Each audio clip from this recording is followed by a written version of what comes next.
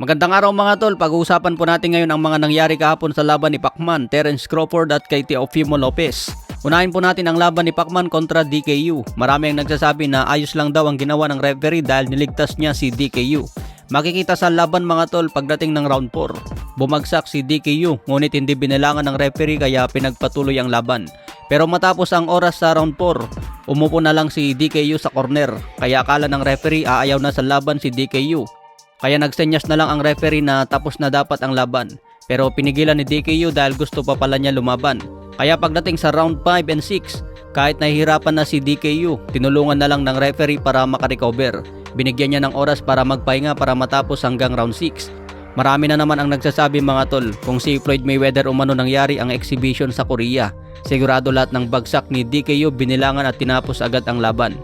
Katulad sa naging laban ni Mayweather sa Japan kontra Mikuru Asakura.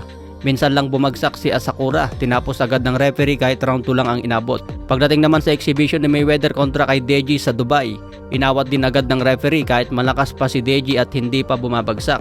Yun ang tinatawag na mapagmahal na referee, inaalaga ng boxer para hindi na masaktan ng sobra. Sa ibang balita naman, Terence "Bud" Crawford, isang impresibo ang panalo niya dahil tinapos agad si Abanesian sa round 6.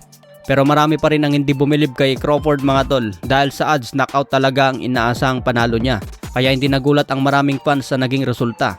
Ngayon si Errol Spence naman ang isusunod ni Terence Crawford sa 2023. Pagdating naman sa laban ni Teofimo Lopez, panalo siya via split decision pero naging kontrobersyal.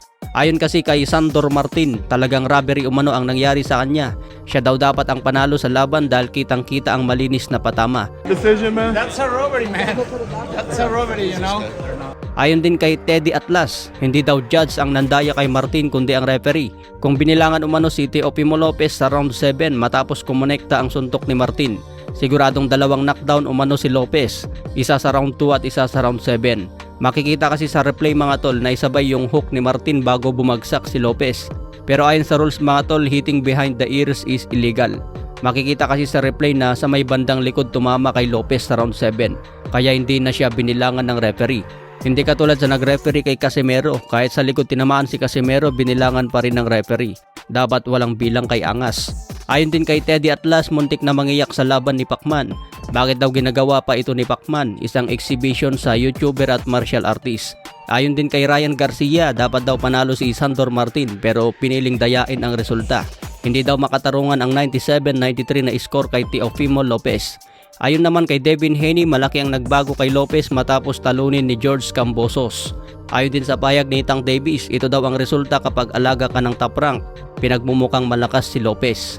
Balik tayo kay Ryan Garcia mga tol. Official na ang laban niya kontra Mercito Gesta. Nagkapirmahan na agad ng kontrata.